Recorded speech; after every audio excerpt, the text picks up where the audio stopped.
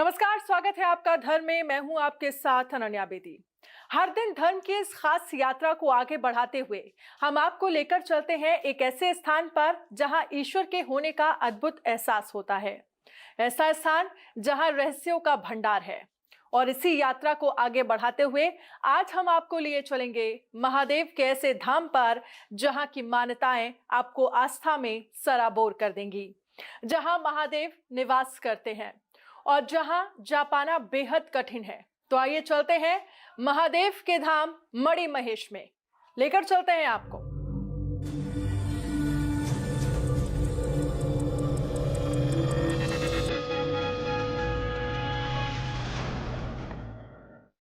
क्या महादेव शिव सिर्फ कैलाश पर्वत पर बसते हैं? नहीं, पौराणिक कहानियों में महादेव का एक और निवास बताया गया है। हिमाचल प्रदेश के बर्फीले पहाड़ों पर समुद्र से 18,000 फीट की ऊंचाई पर वैदिक काल में उस जगह को मणिमहेश कहा गया। मणिमहेश, जहां महादेव मणि के रूप में विराजमान हैं।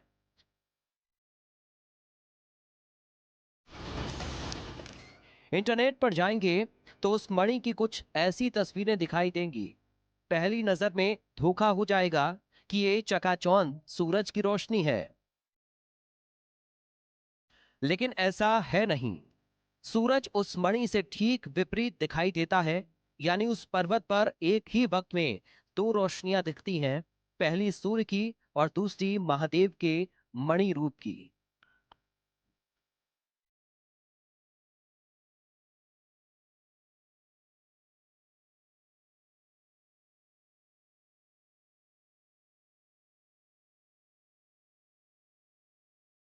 कैलाश पर्वत की तरह मणिमहेश पर्वत की चोटी पर भी आज तक कोई इंसान नहीं पहुंच पाया।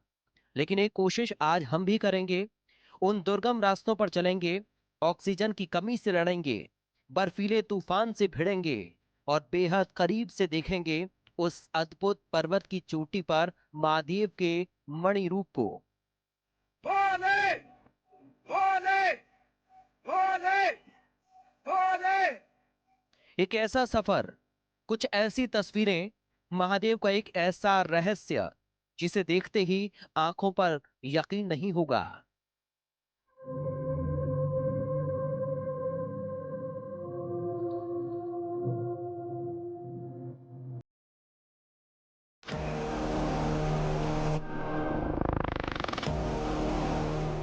तैयार हो जाइए कुछ ऐसी तस्वीरों के लिए जो इससे पहले आपने कभी नहीं देखी होंगी। माउंट एवरेस्ट के सामने मणिमहेश पर्वत की ऊंचाई कुछ नहीं है, लेकिन एवरेस्ट को इंसान कई बार अपने कदमों से नाप चुका है, मगर मणिमहेश पर्वत की चोटी को आज तक कोई नहीं नाप पाया। कहते हैं कैलाश के बाद मणिमहेश पर्वत भगवान शिव का दूसरा निवास है, जिसका साक्ष्य है ये रहस्यमयी चमक जो पर्वत के एकदम बीच से प्रकट होती है।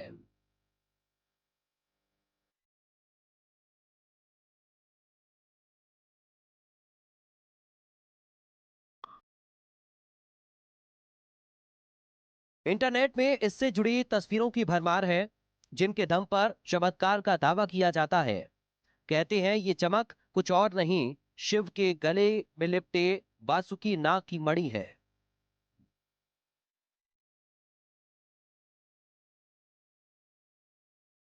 कुछ लोगों ने हेलीकॉप्टर की मदद से इस पहेली को सुलझाने की कोशिश की थी, लेकिन वो भी बर्फीली चोटियों की भूल भुलैया में गुम होकर रह गए। रहस्यमय चमक का रहस्य आज तक नहीं सुलझ पाया।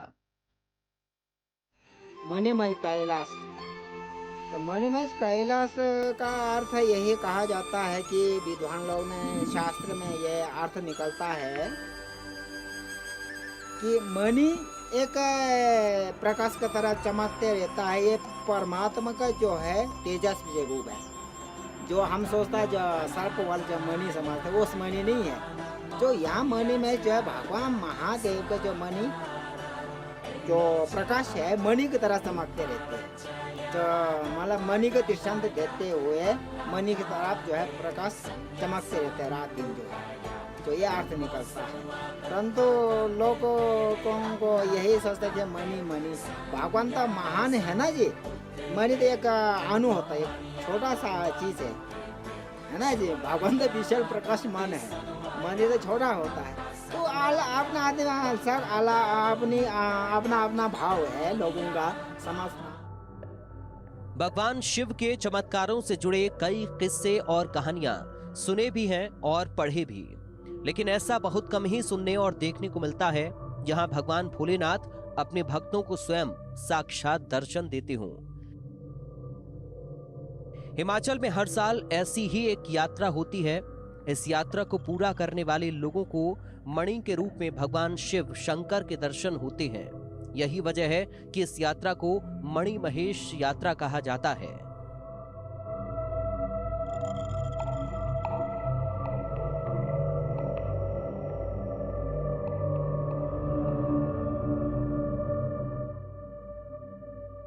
यात्रा की शुरुआत हमने वहीं से की जहां से सभी करते हैं, यानी भरमौर के 84 मंदिर से। माना जाता है कि 84 मंदिर का निर्माण 84 सिद्धकों के नाम पर हुआ था, जिसके चलते इस मंदिर की परिधि में 84 छोटे और बड़े मंदिर शामिल हैं। भरमौर के धाम में भगवान शिव के साथ ब्राह्मणी या भरमनी देवी की भी आराधना होती है। यहाँ पूजा किए बगैर मणि महेश की यात्रा अधूरी मानी जाती है। ऐसा क्यों है, इसके लिए एक पौराणिक कहानी का हवाला दिया जाता है। कभी देवता लोग देवता के पास मिलने जाते हैं, कोई बातचीत करना हो, किसी चीज की सलाह लेनी हो, इस प्रकार से अपने अपने बैठक में सब मुलाकात करते हैं। तो दिग्गज है, वो दिग्गज के पास इस क्षेत्र का दिक्पाल है, इसलिए वहाँ भी जाते हैं। और साफ हुकूमत ऑर्डर जो चलता है माता ब्रह्माणी का, यहाँ किसी के नहीं चलेगा, शिव का नहीं चलेगा, कोई देवता का नहीं चलेगा। माता जी की जो मर्जी होगी ब्रह्माणी देवी का वही होगा। ब्राह्मणी देवी नाराज होकर 84 मंदिर से इस जगह पर आ गईं, जो मणि महेश यात्रा का दूसरा पड़ाव है। पहले लोग इस तालाब में डुबकी लगाते हैं, फिर माता के दरबार में हाजिरी लगाने के बाद ऊपर की चढ़ाई के लिए रवाना होते हैं। दरबार के इस कुंड का चमत्कार भी कुछ कम नहीं है।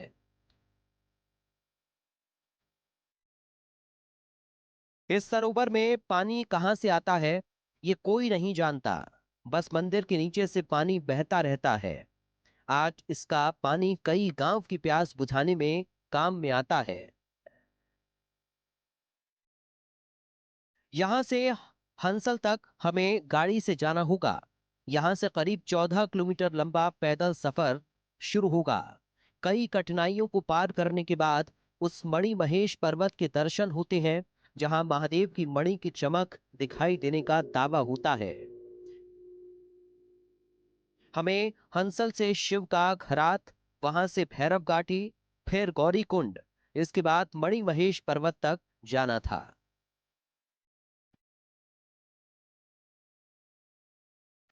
शुरुआत में चढ़ाई आराम से होती है, लेकिन जैसे जैसे मंजिल करीब आती है वैसे वैसे रास्ते कठिन होते जाते हैं। खतरा बढ़ता जाता है।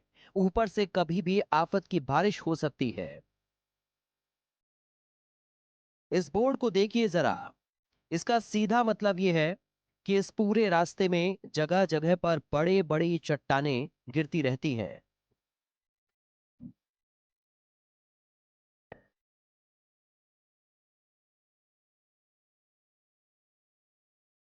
लेकिन इन खतरों और परेशानियों पर उस मणि का रहस्य भारी पड़ता है, जिसकी चमक आज पहली बार टीवी कैमरे में कैद होने वाली थी। तभी रास्ते में एक पुल दिखाई दिया, जिस पर ढेर सारे रक्षा सूत्र बंधे हुए थे। इतने खतरे उठाने के बाद भी मणि महेश पर्वत की वो अलौकिक चमक दिखाई देगी, ये पक्का नहीं होता। कभी कभी बादल उसकी किरणों को रोक लेते, लेकिन चमत्कार की आस में कदम अपने आप आगे बढ़ते चले गए। रास्ते में एक अजीब सा नजारा दिखाई दिया। पत्थरों पर कान लगाकर कुछ सुनने की कोशिश कर रहे थे। इस जगह को शिव का घराट कहते हैं। मान्यता है कि जब मणि महेश पर भगवान शिव का वास था, तब देवी पार्वती इस जगह पर चक्की चलाकर गेहूं पीसती थी। कहते हैं पत्थरों के अंदर से चक्की चलने की आवाज आज भी सुनाई देती है।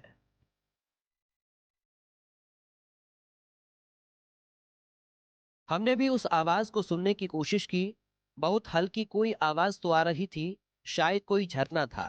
इस आवाज को रिकॉर्ड करना मुश्किल था, इसे केवल महसूस किया जा सकता है।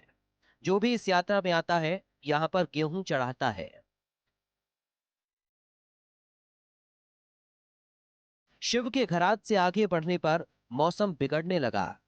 मौसम बिगड़ने से चढ़ाई में दिक्कत आती है, लेकिन महादेव की चमक मणि को देखने के लिए लोग बढ़ते जा रहे थे।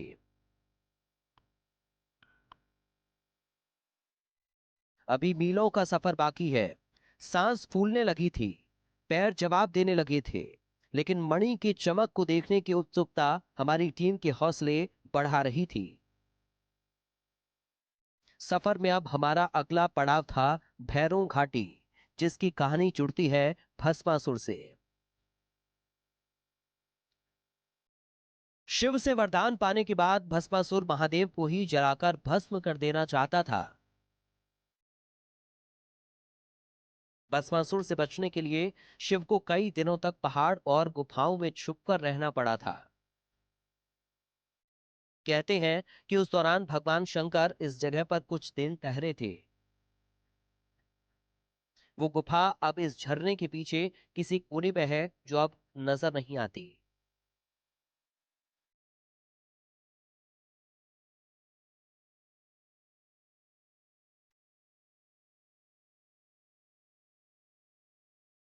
आगे अभी और कई कहानियां हैं, कई खतरनाक मोड़ हैं, दम फुला देने वाली चढ़ाई है। उसके बाद दिखेगी मणि महेश पर्वत की वो रहस्यमयी चमक।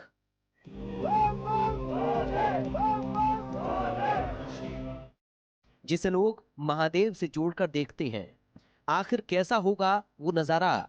इतनी मेहनत के बाद क्या हमारी टीम उस चमक को टीवी कैमरे में कैद कर पाएगी?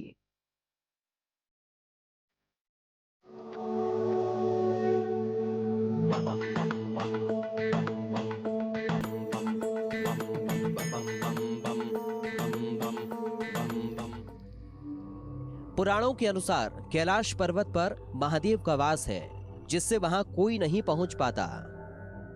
या तो उसको कहीं बाहर से एक लाइट का सोर्स मिल रहा है और उसको वो लाइट को रिफ्लेक्ट बैक कर रही है, तो तब वो चमकती है। या जैसे रेडियो एक्टिव कंपाउंड होते हैं जिसमें अपनी एक कहीं की एक आणविक क्रिया हो रही है और उसके वजह से कुछ एनर्जी रिलीज हो रही है, तो वो चमकते हैं, जैसे रेडियम है।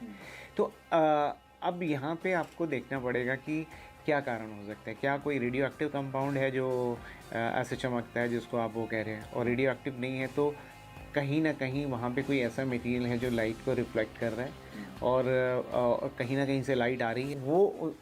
वो एक अपने आप में कहीं की कुदरत का चमत्कार है, उसको हमें देखना चाहिए। वो एक विजुअल डिलाइट है वो हम सब के लिए। अगर वो आस्था की बात है तो अगर उससे कोई एक कहें कि उसका कोई सामाजिक दुष्प्रभाव नहीं है, तो ऐसी मान्यताएं अगर जारी भी रहें तो कोई दिक्कत नहीं। कुछ ऐसा ही दावा मणि महेश पर्वत को लेकर भी होता है।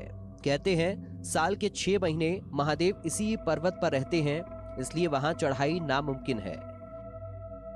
लेकिन दूर से एक तेज रहस्यमयी चमक जरूर दिखाई देती है, जिसे लोग भगवान शिव से जोड़कर देखते हैं।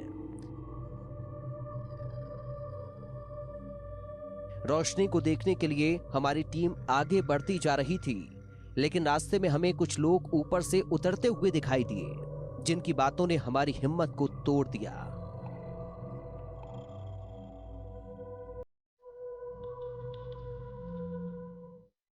इन बातों से थोड़ी निराशा हुई थी। हो सकता है मौसम खराब होने की वजह से इन लोगों को चमक नहीं दिखाई दी है। उम्मीद थी कि मौसम अच्छा हो जाए और हमें वो मणि दिख जाए। अब हम यात्रा के अंतिम पड़ाव के करीब थे, जिसका नाम है गौरीकुंड। कैलाश पर्वत की पहली तस्वीर इसी गौरीकुंड से दिखती है।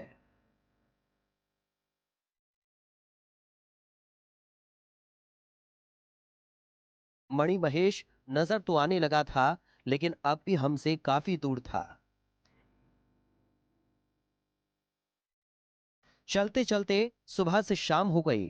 रात के अंधेरे में भी हमारी टीम लोगों के साथ लगातार आगे बढ़ रही थी, क्योंकि सुबह पहुंचकर हम नागमणि का दर्शन कर सकें। हम अब मणिमहेश पहुंच चुके थे। देर रात का वक्त है, सामने कैलाश पर्वत है। वो चमक चंद सेकंड ही मौजूद रहती है, लिहाजा लोग रात में ही जाकर उस नागमणि की चमक को देखने के लिए सुबह के उस समय का इंतजार करते हैं। हम भी लोगों के साथ उस नागमणि की चमक को देखने के लिए बेताब थे। मणिमहेश को लोग कैलाश पर्वत भी कहते हैं। लोगों ने बताया कि सुबह 4 बजे के आसपास वो नागमणि की चमक दिख सकती है। इसलिए हमने भी फैसला कर लिया, आज नागमणि की चमक को अपने कैमरे में किसी भी तरह कैद कर लें। इस जगह से मणिमहेश यानी कैलाश पर्वत करीब 4000 फीट ऊपर है। यहीं से नागमणि के दर्शन होते हैं। यात्रा का यह अंतिम पड़ाव है, इससे ऊपर जाने का कोई रास्ता नहीं है। लेकिन वो दिव्य चमक यहीं से दिखाई देती है। क्या हमें भी वो मणिमहेश और दिव्य चमक अब दिखेगी? कुछ देर में ही वहां लोग जमा होने लगे। किसी भी वक्त मणिमहेश और दिव्य चमक को देखने के लिए कैलाश पर्वत की तरफ टकटकी लगाए बैठे थे। लगता है शायद आज वो दिव्य चमक नहीं दिखाई देगी। तभी वहां कुछ हलचल होने लगी। एक हल्की सी रोशनी कैलाश पर्वत पर टिमटिमाते हुए नजर आई। अंधेरे में उस रोशनी के सिवाय कुछ नहीं दिख रहा था। फिर वो रहस्यमयी रोशनी हवा में तैरने लगी। फिर वो रोशनी कहीं गायब हो गई। तब तक सुबह हो गई, रोशनी नहीं दिख रही थी। लोग उसे महादेव का चमत्कार मानकर नमस्कार करते हैं। अब उस चमक का दिखना नामुमकिन था।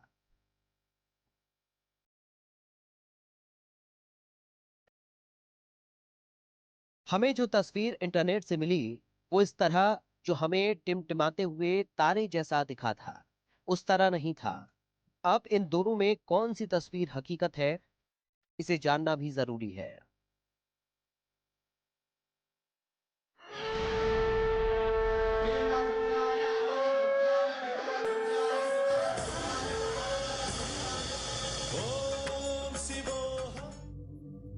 सुबह होते ही मणिमहेश की एक एक तस्वीर बिल्कुल साफ दिखने लगी। सामने मणिमहेश का कैलाश पर्वत, उसके नीचे एक झील और झील के चारों ओर लोगों की भीड़। सबकी निगाह मणिमहेश के कैलाश पर्वत पर थी। मणिमहेश पर मेले जैसा नजारा था। हमारे कैमरे में सब कुछ कैद हो चुका था। मणिमहेश की वो दिव्य मणि, सब अपने अपने काम में जुटे थे। लेकिन एक बात जो गौर करने वाली थी, मणिमहेश पर्वत का कुछ हद तक कैलाश पर्वत जैसा दिखना, जो काफी हैरत करने वाला था। इसी पहाड़ के नीचे एक झील है, जिसमें लोगों की गहरी आस्था है।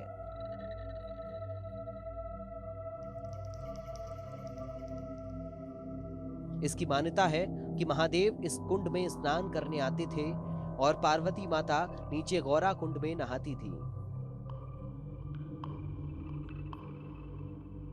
भगवान शिव थे, वो इस कुंड में, शिव कुंड में स्नान करने के लिए आते थे और पार्वती माता जी नीचे गौरी कुंड में ही स्नान करती थी। वहाँ लेडीज स्नान करती हैं। शिव कलोत्री में जेंट्स भी स्नान करते हैं और वो 5 स्नान वो करते हैं लेडीज़ वहाँ शिव कलोत्री में। उसके बाद यहाँ भी स्नान कर लेती हैं लेडीज़ और जेंट्स तो करते ही करते हैं।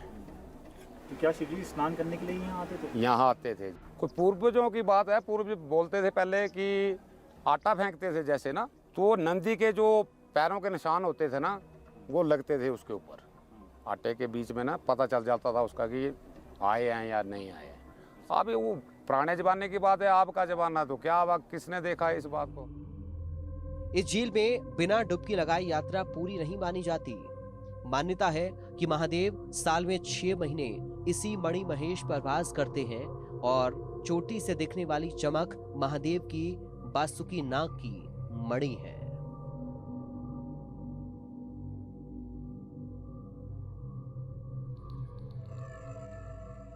मान्यता है कि आज भी